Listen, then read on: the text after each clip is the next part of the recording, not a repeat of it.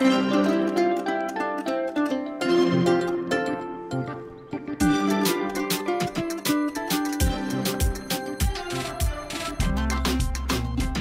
va l'ami? Bonjour, ça va bien? Je m'appelle Laurent, je suis un youtubeur. Bonjour, enchanté. Génial ton truc là, c'est un truc de motard ou d'aviateur? Oh, merci. C'est bien. Merci. Moi je fais des petites vidéos parce que ça m'intéresse ce qu'ils pensent les jeunes. T'es jeune? Alors? Voilà, moi ça m'intéresse un peu parce qu'aujourd'hui il se passe tellement de choses que... Je sais pas si on peut se tutoyer. Ça veut dire quoi? Tutoyer? Tutoyer. Se tutoyer. Ça veut dire quoi ça? Ben, des fois, tu sais, on se vouvoie quand on ne se connaît pas. Oui. Et quand on se connaît, on se tutoie. Ouais. Voilà. Donc si ça ne te gêne pas, on se vouvoie. On se tutoie. C'est comme tu as l'habitude de parler toi, tu vois. Parce qu'aujourd'hui, on nous parle de tout et de rien, mais il y a un sujet, on ne nous parle jamais. C'est qu'un jour ou l'autre, toi et moi, on va mourir. Oui, je sais ça. Et ouais, mais regarde Naël, le pauvre. Il s'est levé le matin. Jamais il aurait pu penser que le soir, il ne rentrait pas à la maison. Ouais, je sais ça. Je sais tout ça, monsieur. C'est dur. Ouais. Donc la grande question, elle est là, c'est de savoir où est-ce qu'on va quand on meurt.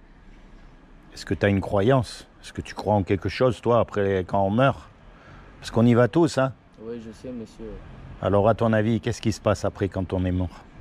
Bah, je sais pas exactement, monsieur. Eh bien alors, c'est pas un accident que je t'ai rencontré ce matin. Ah, Tu vois? Ouais. Parce que je t'explique. Quand on meurt, on va être jugé par rapport au bien et au mal qu'on a fait dans notre vie. Ouais. Donc la grande question à se poser, c'est savoir comment est-ce qu'on sait si on fait du bien ou si on fait du mal. Ouais, Parce que dans certains pays, le bien, c'est pas le même bien que dans d'autres pays. ouais, je sais. Même pour certains hommes, le bien, c'est pas le même, tu vois. Ouais. Alors si on meurt et qu'on est vraiment jugé par Dieu, il doit y avoir la même loi pour tout le monde. Tu crois en Dieu quand même? Oui, bien sûr. Bon. Non, parce qu'il y en a, ils croient pas. Moi, je demande toujours. Si. Dieu, il va nous juger par les 10 commandements.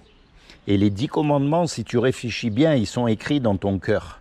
Parce que tu les connais sans même les savoir. Il y a un commandement, il dit, tu ne mentiras pas. Est-ce que tu as déjà menti? Ah ouais.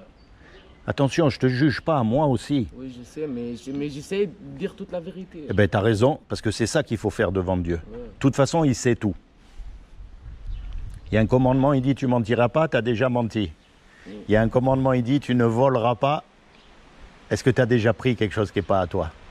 Peu importe la valeur, hein, même une petite chose. Ouais, j'ai déjà fait. Eh oui. Mais je paye. Il y a un commandement, il dit, tu commettras pas d'adultère. Tu n'es pas marié. Ouais, je sais. Alors là, tu vas dire, bon, peut-être je m'en sors bien, mais non. Parce que Jésus, il a dit, quiconque regarde une femme pour la convoiter, il a déjà commis un adultère avec elle dans son cœur. En vrai, t'as tout dit, là. Tu vois? T'as tout dit, ça. Mais par rapport à Dieu, par rapport à sa loi parfaite, c'est la moralité parfaite. Non, on peut pas faire ça. Tu as transgressé la loi comme moi. Ouais. Tu vois, tu es coupable, comme moi.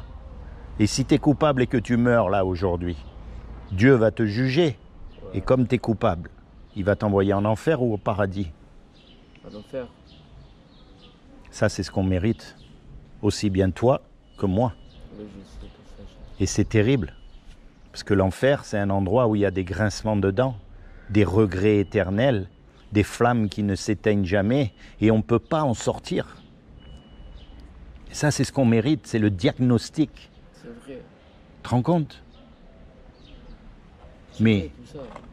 tu sais que Dieu, il a tout créé. Et un créateur, ça aime ce que ça crée. Un musicien, il aime sa musique. Ouais. Un cuisinier, il aime les petits plats qu'il fait. Tu sais, c'est très simple, Dieu, c'est pas compliqué. Donc lui qui nous a fait, il nous aime. Et quelqu'un qui nous aime, il ne veut pas nous envoyer en enfer. Il ne veut pas, même si on le mérite. C'est un peu comme les parents, des fois on fait des bêtises, ils nous donnent la fessée, mais c'est pas parce qu'ils nous aiment pas, c'est parce qu'ils veulent qu'on marche droit. Eh bien Dieu, c'est pareil avec nous. Il nous aime, mais nous, on mérite l'enfer. Ouais, c'est vrai. Et lui, il ne veut pas qu'on aille en enfer. Donc il a fait quelque chose pour que toi et moi, malgré qu'on soit coupables, on puisse éviter son châtiment. Est-ce que tu sais ce qu'il a fait? Pas trop. Eh bien, ce qu'il a fait, c'est que comme il a trouvé aucun homme de parfait sur la terre, aucun, ni le pape, ni l'imam, ni le rabbin, ni tous les religieux, tu peux les mettre dans le même sac. Il n'y en a pas un qui est parfait qui pourra dire il a jamais menti. Ouais, je sais. Tu vois, ou il a jamais regardé une femme du coin de l'œil. Tu pourras jamais dire personne. Jamais. Eh bien, comme il a trouvé personne, il est venu lui-même sur terre et il s'est revêtu d'un corps. Il s'est habillé avec un corps qui est Jésus. Pour pouvoir marcher sur la terre, Dieu qu'on ne peut pas voir d'habitude, qui est un esprit, eh bien, il a pris une forme humaine et cette forme humaine, c'est Jésus. Et il a dit, quiconque, ça veut dire toi, ça veut dire moi, ça veut dire peu importe la religion que tu es, peu importe la nationalité que tu as, quiconque croit.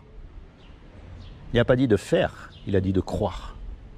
Que quand Jésus il est mort à la croix, en fait, il est mort à ta place. Lui qui est Dieu sur terre, par définition, il est parfait. Et donc, son sacrifice, il a été accepté. Et tout ce que tu as à faire, toi, c'est à t'approprier ce qu'il a fait pour toi, c'est-à-dire à le choisir pour ton avocat pour le jour du jugement dernier. Parce qu'il y a deux solutions. Soit tu vas devant Dieu et tu essayes de te défendre tout seul. Et tu peux lui dire ce que tu veux. Hein. Oui, c'est vrai, j'ai volé, mais c'est parce que j'avais faim. Ou j'ai fait ça parce que tu peux faire ça si tu veux. Hein. Mais tu sais, Je sais. on ne peut pas acheter Dieu. On ne peut pas tricher avec lui. Jamais. La seule chose qu'on va pouvoir faire devant lui, c'est fermer la bouche et baisser la tête. C'est tout.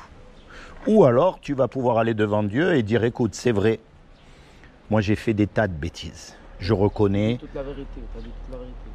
mais j'ai entendu parler de Jésus. J'ai entendu parler qu'il pouvait devenir mon avocat. Donc je l'ai choisi comme mon avocat. Et c'est lui qui va me défendre. Moi, je suis coupable, je mérite le châtiment, mais je fais confiance à Jésus pour me sauver. Et Dieu va dire, t'as choisi Jésus comme ton sauveur, comme le Messie. Mais mon ami, t'as plus rien à craindre. Tu es sauvé. Dis-moi. Moi, je suis né au Maroc, à Casablanca. Bah, tu es musulman alors? Non, je ne suis pas musulman. Toi, tu es musulman? Tu es d'origine musulmane? Ouais. Tu as déjà lu le Coran? Ouais. Oui, tu as déjà lu le Coran? Ouais.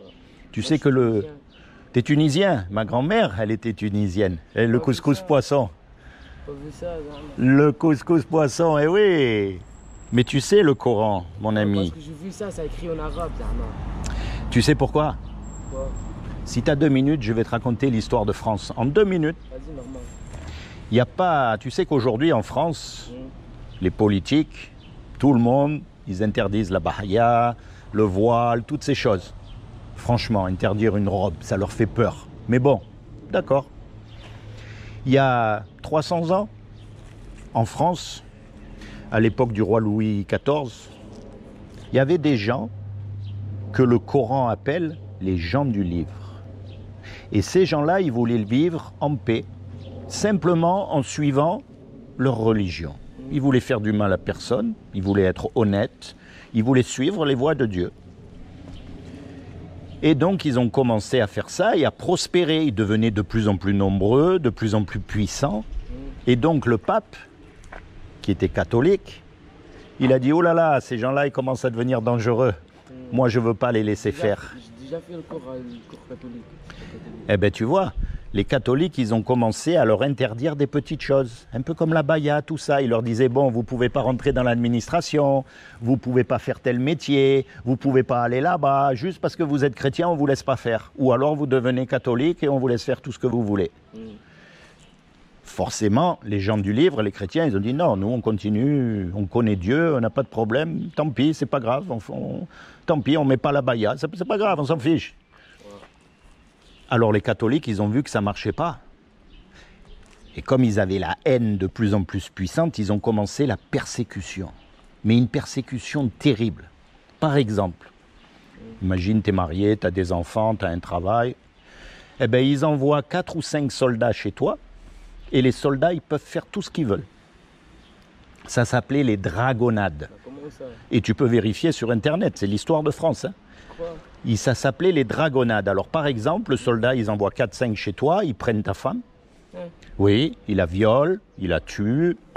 Tes enfants, tes petits-enfants, ils les prennent, ils les mettent dans des couvents catholiques. Non, ça en France? Encore non. Ah. Mais c'est l'histoire de France. Ouais, je comprends. Ça fait 300... 300 ans. Ouais. Ils prennent tes petits-enfants, ils les mettent dans un couvent catholique pour qu'ils deviennent catholiques, et toi, ils t'envoient dans les galères. C'est pour ça qu'on dit des fois je suis dans la galère. Parce que les galères à l'époque c'était les bateaux à rames, tu sais, où ils t'attachaient avec les chaînes et ils t'envoyaient sur les batailles, là-bas, les champs de bataille. Et donc, à l'époque, les galères c'était comme les prisons d'aujourd'hui. Mais il n'y avait pas la cantine si tu n'avais pas d'argent. Tu mangeais rien du tout, wallo.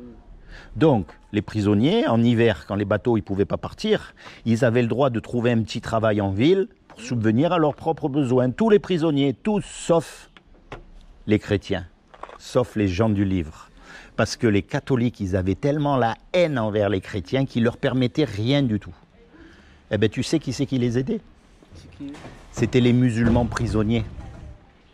Les musulmans qui étaient prisonniers aussi sur les bateaux, eux, ils avaient le droit d'aller gagner 4 sous. Eh bien, ils leur faisaient passer des sous en cachette. Ils leur faisaient passer le courrier de la famille en cachette. Et ça, tu sais quoi? Au péril de leur vie. Parce que ceux qui se sont fait attraper, ils subissaient ce qu'on appelle la bastonnade. Et la bastonnade, ils te mettent par terre et avec une corde, ils te frappent jusqu'à ce que tu meurs. Eh bien, malgré ça, les musulmans, ils se faisaient un honneur d'aller défendre un chrétien.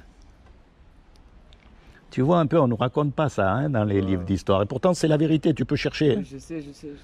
Alors moi, tu sais, cette histoire, je me suis dit, attends.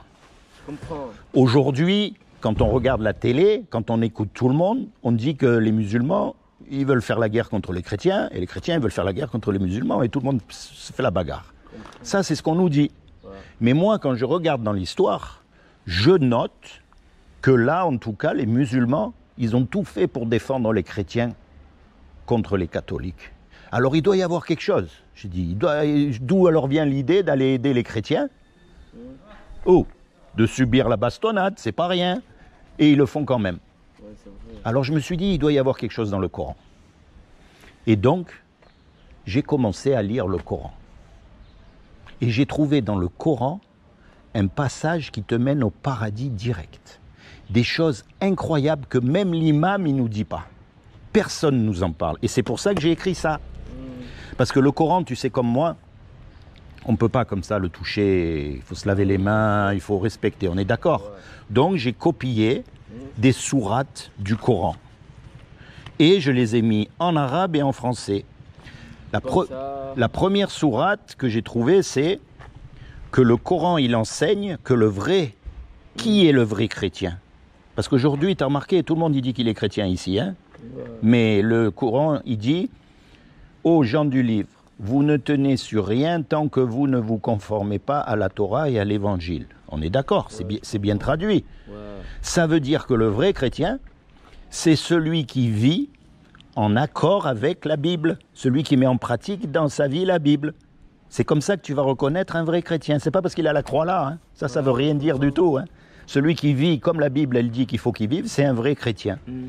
Ensuite, le Coran, il enseigne que le véritable chrétien, il aime le véritable musulman. Donc il n'a aucune raison de lui mentir, de le trahir, de ne pas l'aider, de lui faire... C'est écrit. Regarde, tu trouveras certainement, et tu peux lire en arabe hein, si tu lis l'arabe, tu trouveras certainement que les juifs et les associateurs sont les ennemis les plus acharnés des croyants, des musulmans, et tu trouveras certes que les plus disposés à aimer les croyants, ce sont ceux qui disent nous sommes chrétiens.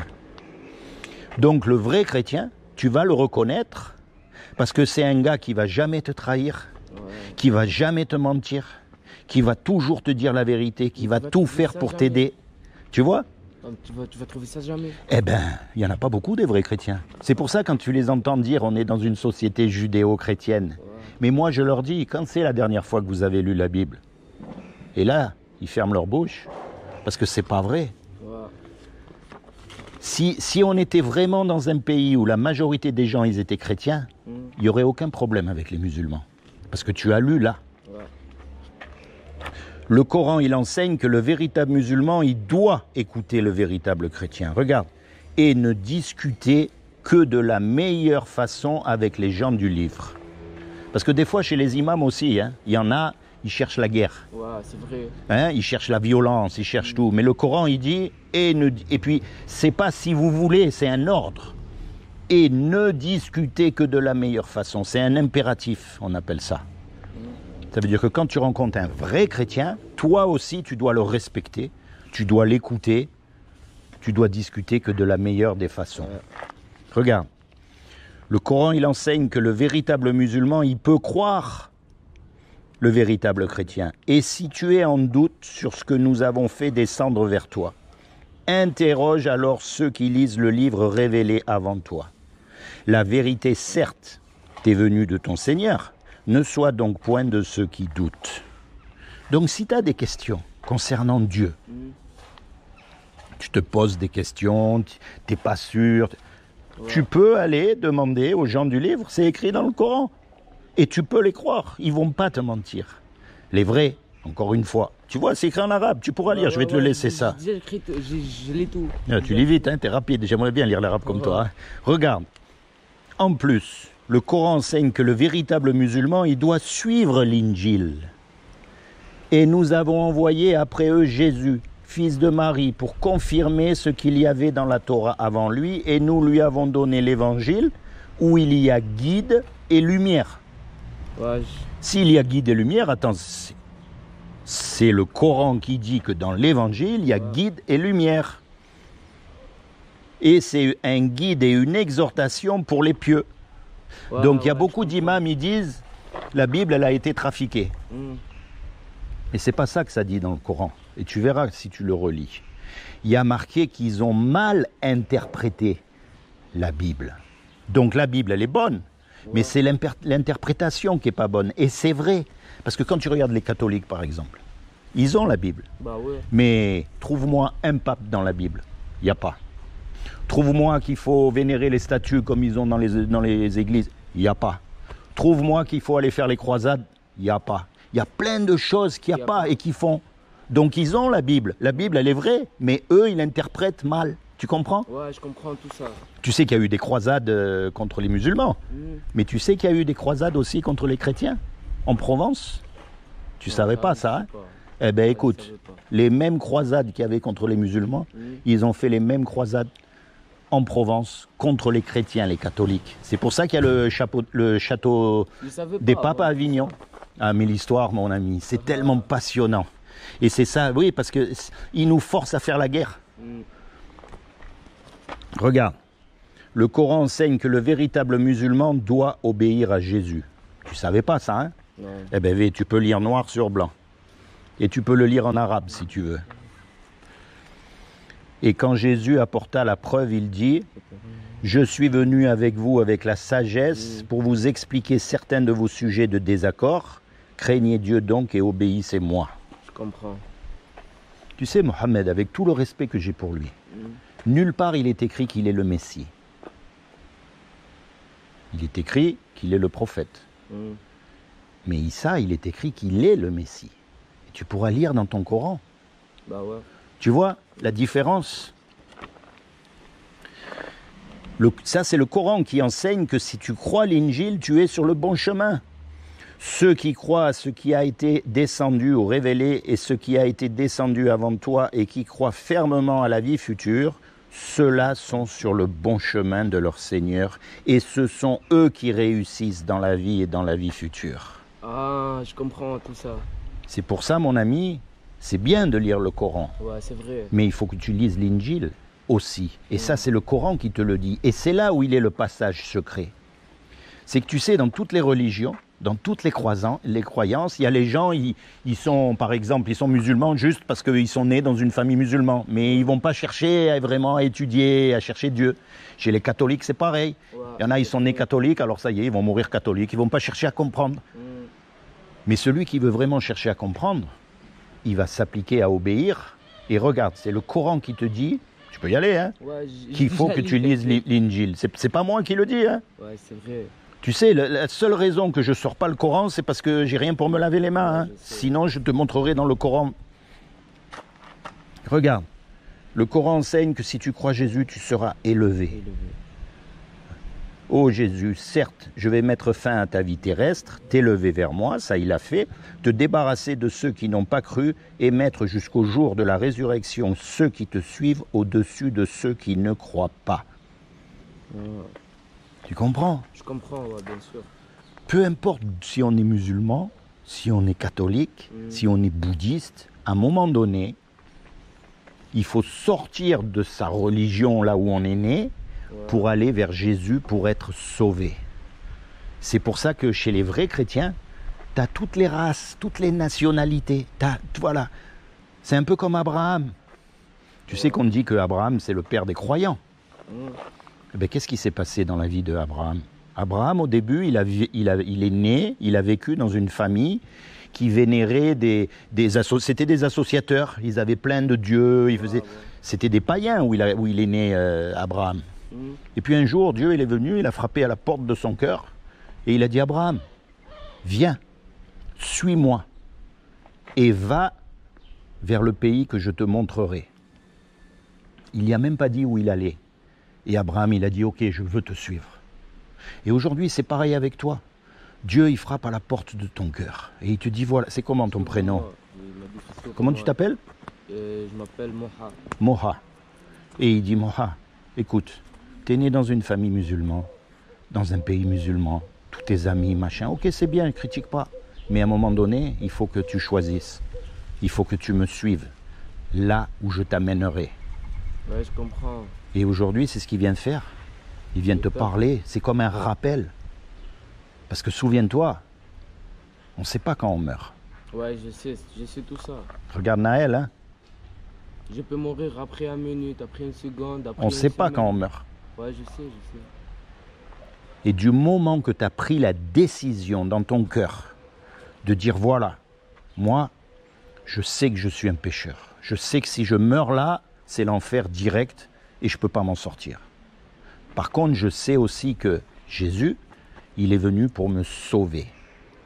Et donc, je le choisis comme mon avocat pour le jour du jugement dernier. Je connais rien à la religion. Je sais pas.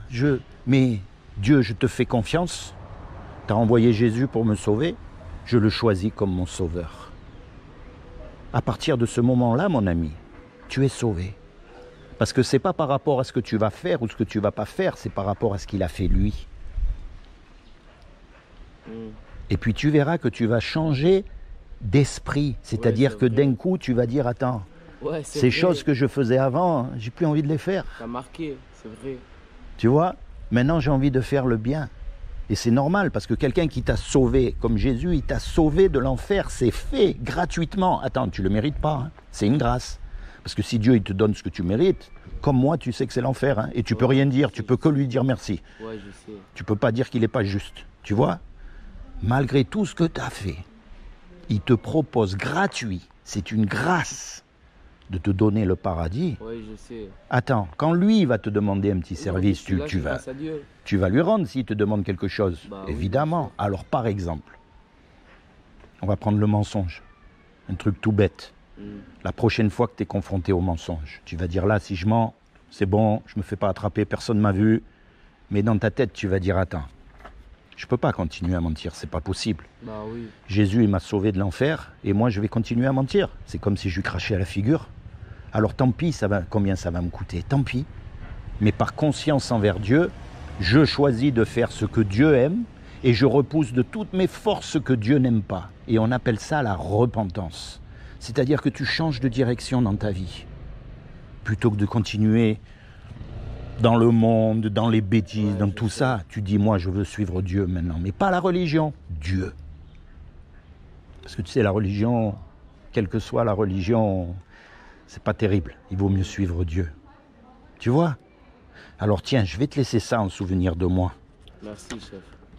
Et puis je vais même faire mieux. Je vais t'offrir un Injil. Merci, chef. Tu veux un Injil? Wow. Et c'est en arabe, hein?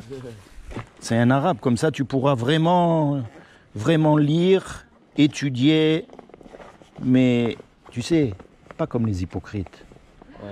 Tu sais, les gens qui vont à l'église le dimanche, chef. Ils vont à l'église et ils chantent Alléluia, et après ils ont oublié qu'ils ont chanté Alléluia. Ou alors ceux qui vont à la mosquée le vendredi, et le mardi ils vont vendre de la drogue. Ouais, je sais ça. Eh oui, mais tu sais que c'est pas bien. Moi avant, j'ai fait de bêtises et tout, mais là je regrette. Déjà, c'est bien de regretter. Ouais, tu vois, parce que ça, quand tu dis, par exemple, moi je suis musulman, Mais que tu fais des choses que tu sais que c'est contre l'islam, on appelle ça un hypocrite. Ouais, je sais. Et Dieu, il déteste les hypocrites. Alors moi, je t'encourage, lis l'Injil. Ce que tu comprends, tu le mets en pratique dans ta vie. Les petites choses. Ce que tu ne comprends pas, c'est pas grave. Au fur et à mesure que tu vas obéir à ce que tu comprends, Dieu, il va te donner plus de compréhension. Ben oui, tu lis l'arabe, on est d'accord? Ouais, ouais. Ben c'est fait exprès pour Je toi. vis en Tunisie. Ah, c'est obligé de lire. Ben oui. Et puis je te dis, c'est une très belle langue l'arabe. Ouais. Comme ça, tu connaîtras vraiment le vrai Jésus. Le Jésus de la Bible. Le Jésus des gens du livre. Parce qu'aujourd'hui, tout le monde connaît Jésus. T'as remarqué? C'est vrai, tu les écoutes tous, ils te connaissent tous Jésus. Mais il y a quelque chose qui ne va pas, parce que dans la société, je ne sais pas où ils mettent Jésus, mais en tout cas, il n'est pas là. Hein. Ouais. Tout le monde se fait la guerre, tout le monde est jaloux, tout le monde essaye de gagner le plus d'argent, tout le monde est... Non. Là, il est là le chemin secret pour aller au paradis. J'espère. Si tu acceptes Jésus, Issa, comme ton sauveur, tu es sauvé. Parce que lui, il peut pas perdre, il peut pas mentir, Ouais, il peut pas te je sais, perdre. je sais. Ok, Moha?